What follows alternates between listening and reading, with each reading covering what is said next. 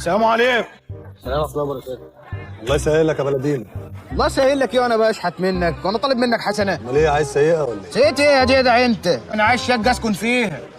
شقة تسكن فيها انت وبلدياتك بقى، تشتركوا مع بعض في شقة، قول عاوز أوضة بقى. لا شقه والحالي، محدش يقعد معايا ويشاركني في نومتي واجهزتي الكهربائيه. هو انت تعبان بتمشي بأجهزة كهربائية ولا؟ يا عم عايز شقه اسكن فيها انا ومراتاتي الثلاثه، تعرف؟ ثلاثه ايه ده؟ متجوز ثلاثه ازاي انت؟ والله العظيم هديك 100 قلم على سهوه، ال 100 قلم هينزلوا مش هتعرف تقوم. اهلا معلم حماد. قوم يا حيوان من هنا قوم. انت بتقومنا عشان الجربوع ده؟ جربوع مين؟ ده انزع واحد عندي هنا في القهوه، ده لما بيجي بيشرب مشاريب حسابها بيغطي اليوم كله. لا لو كده نقوم له بقى. اتفضل يا سيدي الناس، اتفضل لا امرني. والله. تشرب ايه؟ لا ولا حاجه يا حوده، حبك دي عشان طالب يعني 2 كيلو الا ربع كفته اكلهم وبعد كده نطلب مشاريب. سلام يا سلام. حبيبي بقول لك يا معلم ممكن نقعد جنبك هنا في حمايتك يعني. اترزع اتفضل. تجيب يا معلمه. اتفضل. طالب كيلو الا ربع 2 ايه الطلب ده؟ ثانيه واحده.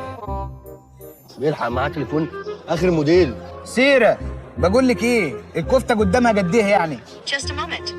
طيب جرب الكفته جايه اهي في الطريق. بيلحق طالب كفتة دليفري. والكفتة اللي انت فيها دي بقى ايه؟ ورث ولا آثار؟ لقيته مساخيط؟ لا مساخيط ايه دي، من عرق الجبين. ليه بتعرق بترول ولا ايه يا بلدين؟ ولا هقوم اديك بالجزمه والله. ومال؟